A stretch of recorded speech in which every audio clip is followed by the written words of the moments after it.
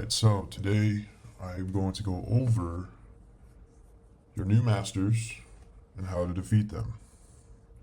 Now, this is in reference to our current status as a nation in the United States.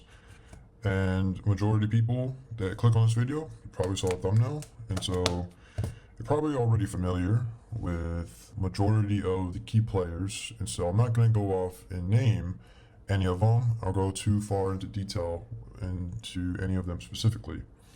What I'm going to do is present a framework that you can use that will essentially equip you with the ability to conduct your own analysis on the current state of the world and your own current position in your own shoes, if you will. So what this video is not is a how-to video of like self-help.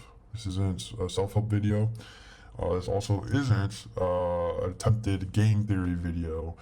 There's plenty of different YouTubers and people that put out content for the sake of unveiling some new, deeper knowledge that is either forgotten or that might be correlated to current events. And so that's not to say that I don't agree with any of these theories. This is just not what this video is about. So to go over the overview, we're going to be talking about today's political climate, how to identify credible information, taking everything face value, including this video itself, right? Because I'm just a random stranger on the internet. But I'll be utilizing my experience in the cybersecurity field to try to simplify this down and essentially give the cybersecurity concept, copy paste it to these actors, what we'll call them, these actors of our government, and essentially navigate forward, right? Because right now we live in a time of uncertainty. So thirdly, we'll be going over center of gravity analysis, what it is and how to apply it. And then I'll lastly give some soft recommendations of what to pursue, right? So first and foremost, if you're not one of these, I apologize. If you're from a different country and you're watching this, I'm sure this can apply to your country as well, and it can apply to your work life, it can apply to your family, apply to you, even yourself. But this video is strictly tailored towards Americans. So first thing you gotta recognize is that you are an American, and so with that comes a whole list of freedoms that you are entitled to, right? We have an immense amount of freedoms that other places around the world, whether you acknowledge it or not, do not simply have. And so that alone gives us a significant upper hand when navigating this current climate. Now, because of that, you have the power. You just need to unlock it, right? And so that is every single person. We all have the power. It's really up to us to really unlock the power. And I don't say that in a cliche, cringy, like fucking motivational speech way. I say that in a more optimistic lens, right? So to unlock that, right, for everybody, it looks a little bit different. Everybody has their own vices and their own weaknesses, right? But we just need to be cognizant of our full potential as human beings, number one, and as Americans, right? This is our country. This is our home. These are our families. These are our lives, right? And so it is our responsibility to obtain the knowledge and obtain the skills necessary to battle any attempts of tyrannical governments, right? All right, so let's get into some hard truths that no matter what religion, no matter what belief system, no matter what school of thinking or what philosophers are your favorites, we can all agree on these 8 basic truths. So First one is going to be you will die and forever dissipate from this place, right? And so the physical body will cease to exist at some point. Now, when that will happen is really up to nature, right? Some bones do last for a very long time, and so if you're lucky to be one of those, fossils, then this number doesn't apply to you. But for most, this is gonna apply to you. Number two, each day has a sunrise and a sunset, right? So everybody abides by this same rule set. There is a sunrise and a sunset. Number three, air is your friend. Without it, you are dead. So we need air in order to operate. We need air in order for our cells and our body to function, our brain to function. And without air, we cease to live. Number four, we can only go forwards. We can't go back. And so, and even at that, you can't even go too far forwards, right? There's always a saying, you never know what's going to happen. And that certainly is the case. Now, I guarantee you, most people look at the current status of the U.S., we probably never foresaw this to be the case. Now, but that being said, it is definitely changeable. Now, number five, sleep is required to recover. So everybody must sleep. If you don't sleep right, you're not going to recover. You're not going to be able to function. And people that have problems sleeping tend to have other mental illnesses associated with it as a result. And so sleep is essential, and we all go to sleep at some points. So number six, eat. We need nutrition in order to survive for long periods of time. Now, the duration in which you choose to intake food is up to you. Your body is capable of sustaining itself for several days on just one meal alone. And so, that being said, given the climate, that's another aspect that dictates that. But to live a life, we need food. Number seven, drink up. Your body is made of it. We need water. Water is crucial. And then lastly, protect your heart, your brain, your liver, and the remainder of your body can be replaced. Now, that is obviously simplifying it down. I'm sure there are going to be several different factors that could completely eliminate you, but for the most part, those are the crucial organs and muscles. And so going forward,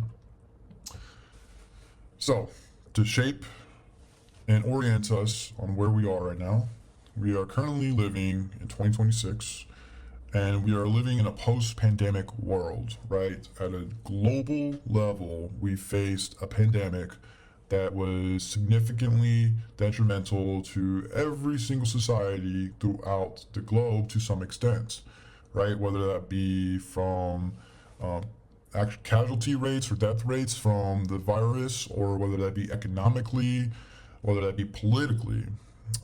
Every single area of the world, unless it was on a remote island that didn't really have to worry about it, faced some type of impact from the pandemic. Okay, so with that kind of sets the stage for what is going on right now and what is to come, right? And so as of now, the USA's trajectory is unknown. We are involved in 3 different battlefronts, right? And so South America, the border, and in the Middle East, Israel.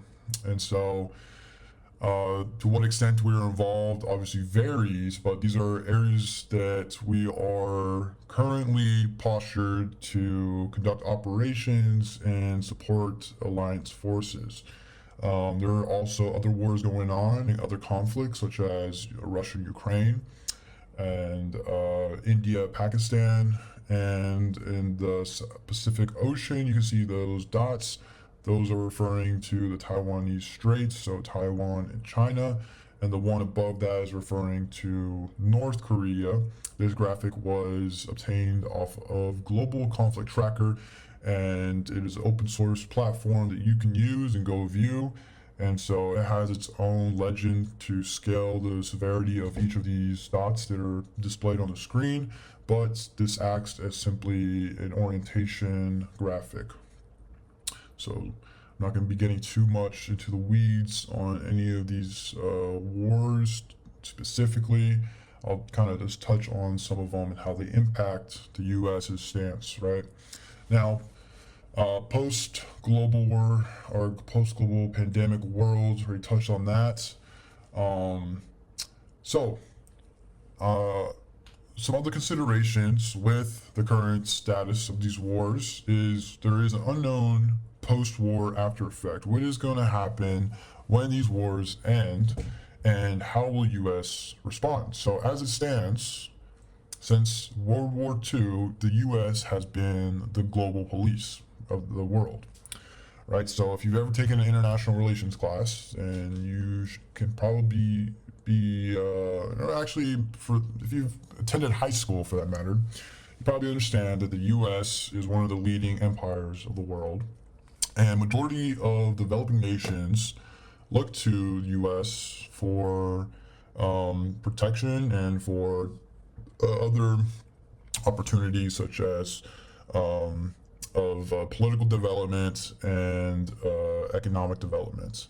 Now, to whether or not we do that in a diplomatic way or we do that in a more old school capitalist way where we're obtaining resources, that's up in the air. Of course that happens, but nonetheless it doesn't necessarily mean we don't have that role in the globe. Now we have, with that being said, we have several wars that have essentially kind of we've been drugged into. And a lot of this has to do with past agreements and alliances that we took. And with that, this kind of dictates a lot of our trajectory, right? So with one of the major ones being the Israel war, right? So again, this isn't one of that professor guy's game theory. This is simple international relations. It's just basic understanding of the world. Anybody with eyes that can read newspapers can tell that these wars significantly impact us, right? But what's going to happen after these wars? And so that'll kind of be some of the essence of this video. Now, with that, majority of these wars started once the pandemic hit. So the